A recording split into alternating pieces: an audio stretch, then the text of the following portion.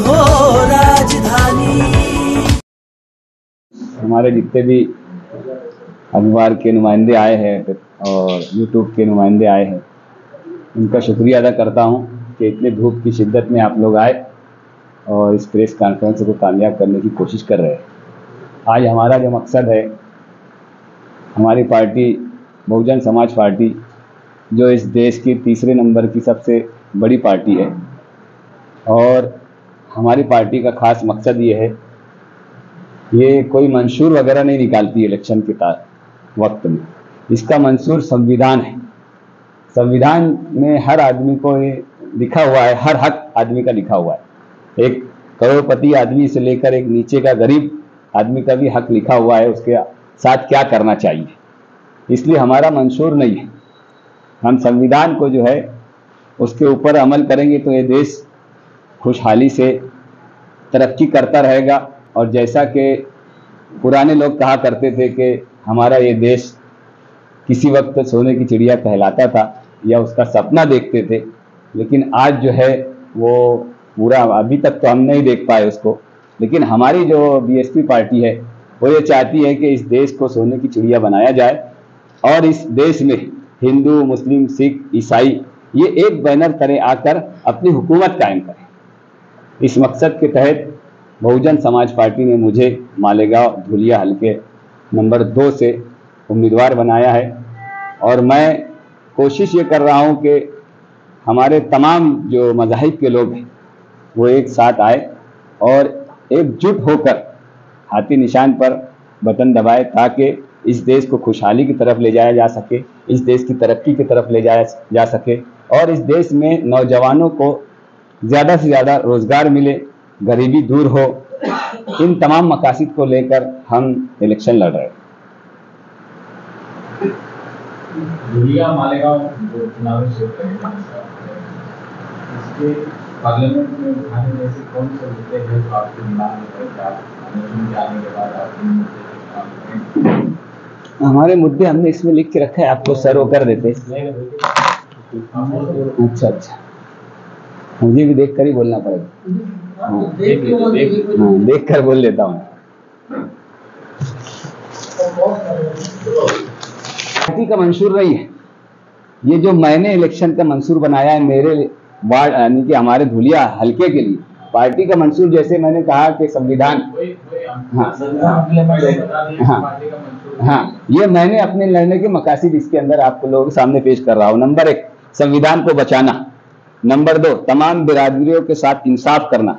Number 3, Dhulia Malegaon Lok Sabha हल्के के मसाइल को हल करना। नंबर 4, नेशनल हाईवे नंबर 3 पर सर्विस रोड बनाना और उड़ान पुल बनाना। नंबर 5, मिलिट्री स्कूल कायम करना। नंबर 6, ओल्ड एज होम जारी करना। नंबर 7, बेवाओं का आश्रम घर बनाना। नंबर 8, धुलिया मालेगांव में रेलवे लाइन शुरू करने के लिए कोशिश करना।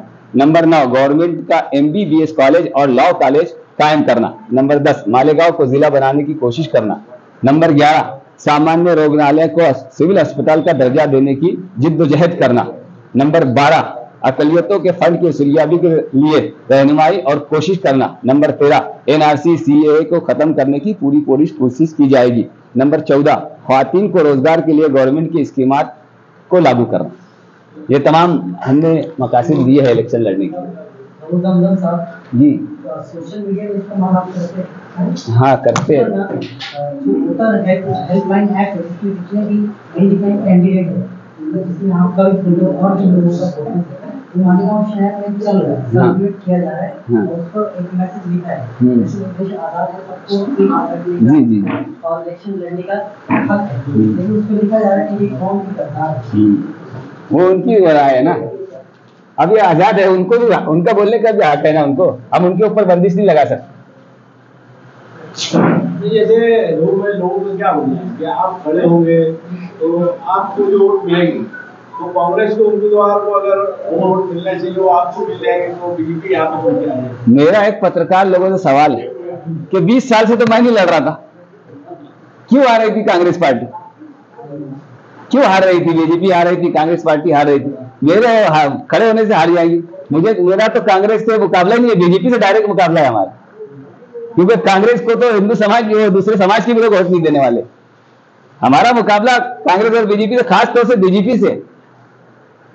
बहुत सारे मुस्लिम कैंडिडेट जो है इकट्ठा हो रखे। अब इस बार ये हुआ कि हमारे बहुत सारी दलित जमातें जो है, दलित भाई जो है, इस बार वो भी खड़े हो गए। जो मिलके इकट्ठा होकर एक बड़ा वोट बैंक बनना चाहिए था, वो डिवाइड हो गया। इस बारे में आप क्या कहेंगे? कैसे ये लड़ाई मुमकिन है कि हम जिनसे लड़ाई करना चाहते हैं हमसे कैसे लड़ पाए? धूलिया के वार्ड में, धूलिया वार्ड के अंदर जो है, धूलिया 2 में मुझे बहुत ऐसा नहीं लग रहा है कि वंचित का कोई उम्मीदवार है। वंचित का तो है ही नहीं ना। भीम सेना करके भी एक है, वहाँ से भी कुछ हाँ है बात है। भीम सेना भी कहीं ना कहीं से जो है वो नहीं, ये भीम सेना कोई संगठन नहीं है, छोटा सा संगठन है, कोई पॉलिटिकल पार्टी नहीं है। आप बहुजन समाज पार्टी के ताल्लुक सरकार से देखेंगे।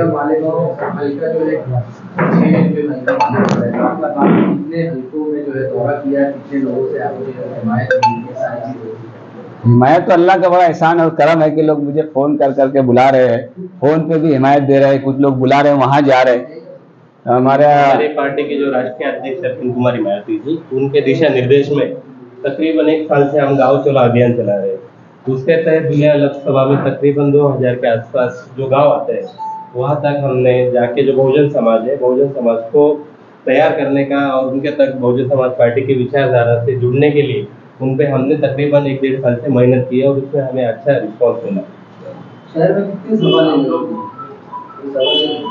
सभा से ज़्यादा कॉर्नर मीटिंग पे ज़्यादा जोर देंगे। कॉर्नर मीटिंग में ज़्यादा और हर वार्ड में जाके लोगों से हम मिल सकते हैं और डायरेक्ट आवाम से कांटेक्ट होता है, मतदारों से कांटेक्ट होता है, उसमें ज़्यादा अपील होती है ऐसा हमें लगता है। इसलिए हम बड़ी सभाओं की जगह छोटी कॉर्नर सभाओं पे, कॉर्नर मीटिंगों पे, जिसे चुहा मीटिंग भी कहा जाता है, हम उन पे ज़्यादा फोकस कर रहे हैं। समाज पार्टी का काम कर रहे हैं, साथ ही काम कर रहे हैं। ऐसा क्या ये हुआ बहुजन समाज पार्टी को अचानक आपको एक उम्मीदवार जो है बहुजन समाज पार्टी को ज़्यादा मिलने क्या ये था? पहले आपने ये सोचा कि मुस्लिम है, मायावती की ये सारी चीज़ें नहीं मानते, लेकिन ये क्या चीज़ें मुस्लिम उम्मीदवार यहाँ पर दिया गया, उसका भी उम्मीदवार तो जहूर भाई बहुजन समाज पार्टी से तकरीबन 2008 से जुड़े हुए। 2009 के चुनाव में भी उन्होंने मालेगांव में बहुजन समाज पार्टी के लिए अच्छा काम किया था। उस समय तीसरा मार्च जो बना था, तीसरा मार्च के सारे लोगों से बहुजन समाज पार्टी के जो आला लीडर थे उनकी उन्होंने मीटिंग करने में जहूर भाई का बहुत बड़ा हाथ था, जिसमें अभी के रनिंग एमएलए साहब भी है मालेगांव के, उन्होंने भी बहुजन समाज पार्टी के जो एमपी थे राज्यसभा के, उनसे भी बहुत सारे दौर की मीटिंगें की थी। तो एक बड़ा काम उनका बड़े लंबे समय से बहुजन समाज पार्टी से है। उन्होंने संविधान बचाओ अभियान भी बहुजन समाज पार्टी के अंतर्गत चलाया था। उसमें दस्तकों की बड़ी मुहिम मालेगांव में और धुलिया लोकसभा में चलाई गई। उसके बाद CNRC के खिलाफ जेल भरो आंदोलन भी जहूर भाई के सदारत में मालेगांव में हुआ था। तो बहुजन समाज पार्टी से 2008 से वो जुड़े।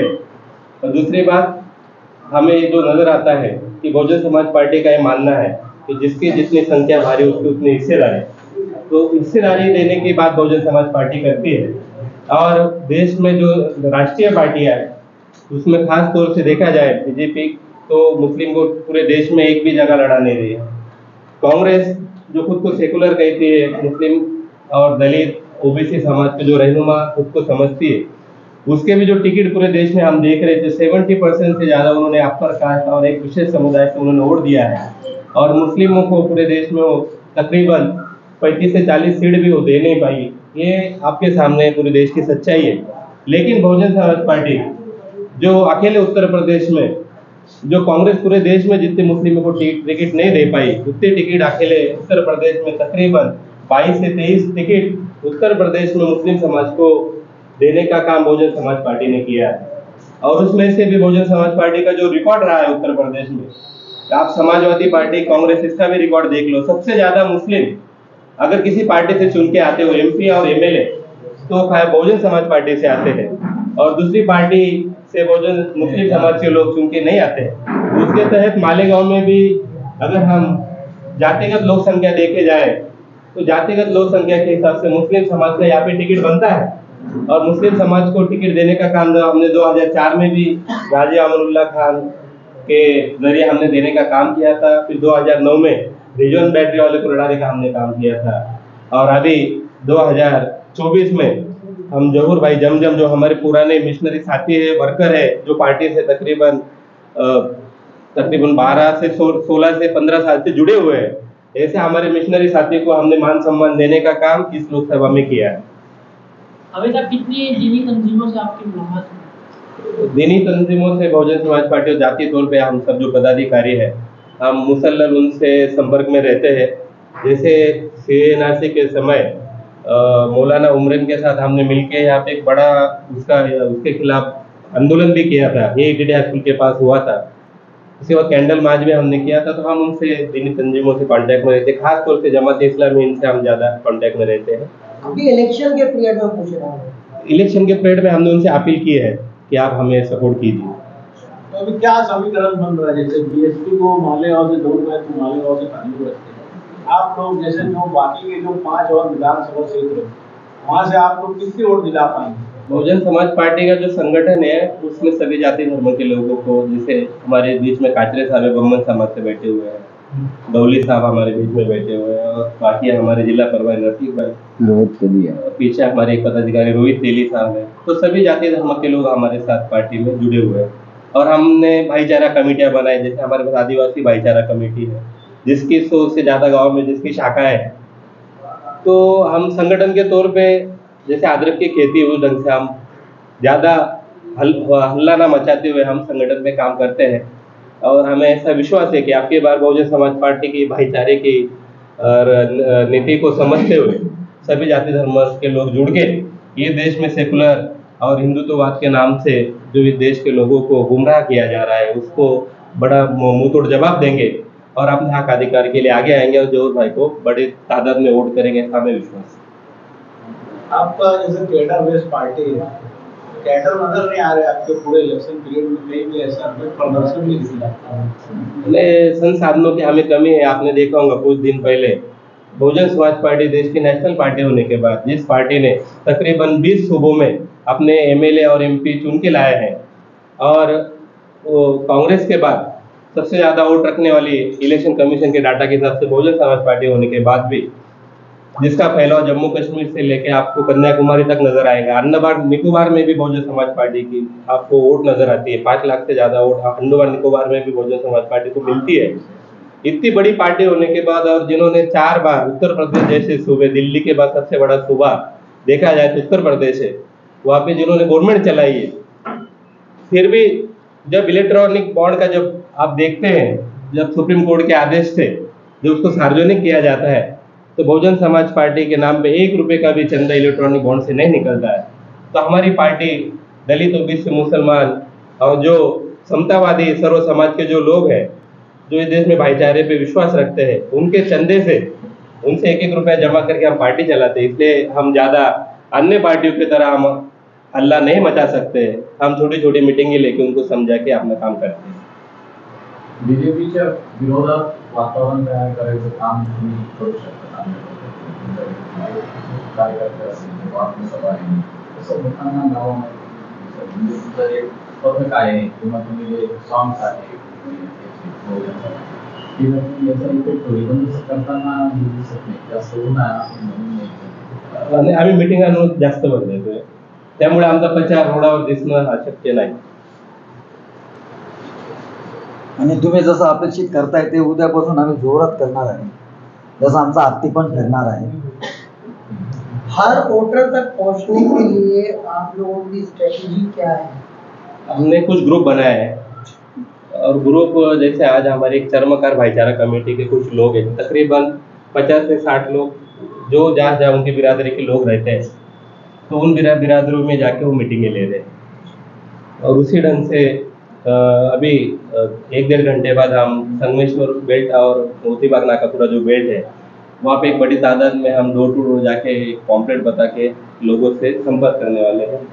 और कल से आप देखेंगे हमारे कि मालेगांव सेंटर में भी और मालेगांव आउटर में भी आपको हमारी छोटी छोटी मीटिंग ऑटो रिक्शा से नजर आएंगी। तकरीबन हमने एक प्लान बनाया है कि हम 400 से 500 मीटिंगें कम से कम लें, और हर मीटिंग में अगर हम 50 लोगों तक भी पहुँचे तो एक अच्छा मैसेज हम पूरे मालेगांव में पहुँचा सकते हैं।